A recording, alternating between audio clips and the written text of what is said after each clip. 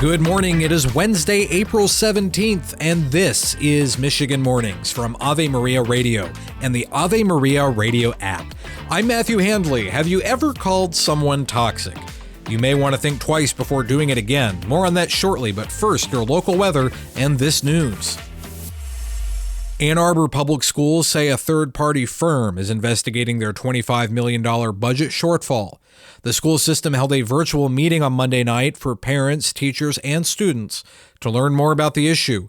School Board President Torchio Feaster says they were alerted to a low fund balance earlier this year and had hoped to bring the funding up, but were not successful. The district is cutting administrative staff in an attempt to address the shortfall.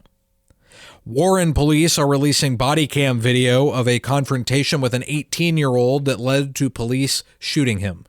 The incident happened on Friday after a younger sibling of the teen called police for help. When officers arrived, the teen was armed with a handgun and pointed it at officers who opened fire. Warren Police Commissioner Charles Rushton says the teen may have been suffering from mental health issues as no drugs were found in a toxicology screening.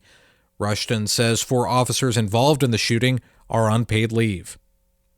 The NCAA is announcing the University of Michigan and 5 individuals who work or previously worked for the football program have reached an agreement after recruiting violations.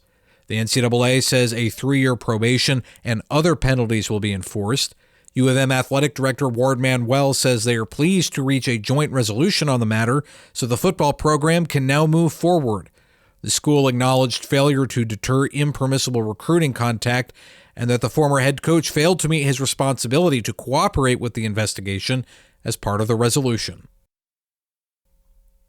The South Haven City Council is being urged by some to reinstate lifeguards at its north and south beaches after being given a presentation last night on a 3-year, 3-phase plan. Lisa McDonald's the mother of 19-year-old Emily McDonald, who drowned in Lake Michigan in South Haven in August of 2022.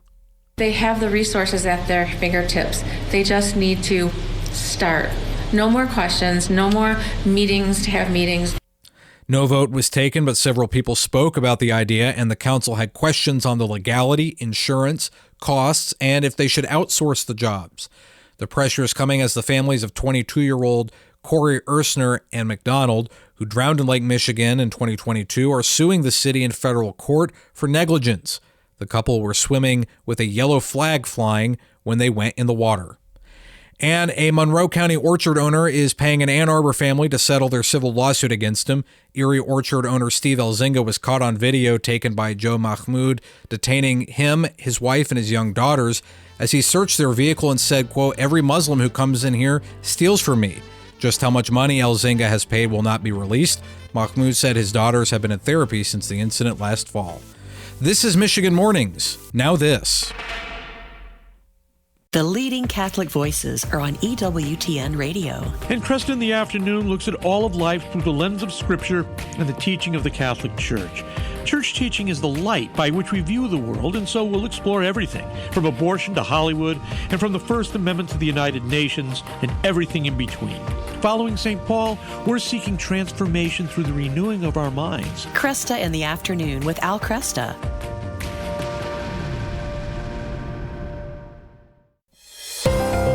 In the Motor City today, showers and a chance of thunderstorms are rolling in mid-morning and into the afternoon. Highs will be in the mid-60s. Tonight will be cloudy as that rain tapers off. Lows will be in the lower 50s. Tomorrow, expect cloudy skies and highs in the upper 60s. As rain rolls in on Thursday night, it will be cooler and windy on Friday. Temperatures around 50. Saturday looks to be cloudy with highs in the lower 50s. In the Saginaw Valley today, showers and a chance of thunderstorms are rolling in mid-morning into the afternoon. Highs will be in the upper 60s. Tonight will be cloudy as that rain tapers off. Lows will be around 50. Tomorrow, expect cloudy skies and highs in the mid-60s. As rain rolls in Thursday night, it will be cooler and windy on Friday. Temperatures in the upper 50s. Saturday looks to be partly cloudy with highs around 50.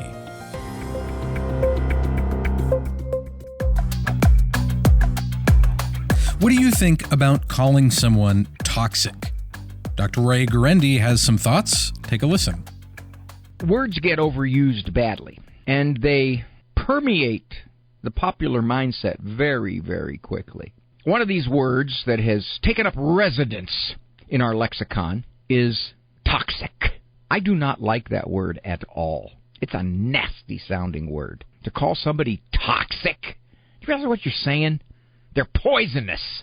One of the byproducts of running your life poorly for a long time is that you tend to lose insight into how you are running your life poorly. You tend to look other directions for an explanation to why you're running your life poorly. And where is the blame going to fall squarely upon? The parents. That's the new thing to do. That's the trendy thing to do. Blame the parents. And I found that people who are running their lives poorly, in a lot of ways, are more likely to call their parents toxic, whether they are or whether they're not. I've seen a lot of decent parents get labeled that. I've seen a lot of parents who may have had their faults and their failings, and maybe they're difficult. Maybe they're unpredictable. Maybe they're illogical. Maybe they're intrusive. Sure, you could fling a bunch of negative labels at them if you wish, but toxic? Think about what that says. You can get advice from Dr. Ray Guarendi weekdays at 1 p.m. on Ave Maria Radio, or listen on demand with the Ave Maria Radio app.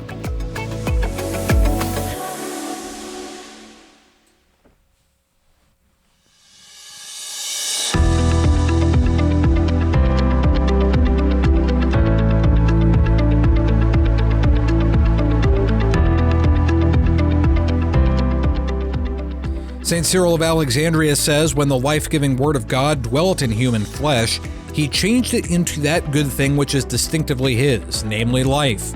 And by being wholly united to the flesh in a way beyond our comprehension, he gave it the life-giving power which he has by his very nature. I'm Matthew Handley. That does it for this edition of Michigan Mornings. You can stay connected with me throughout the day on X. I'm at Radio Handley. You can also follow Ave Maria Radio on social media as well. Lord willing, I'll talk to you again tomorrow. And until then, goodbye.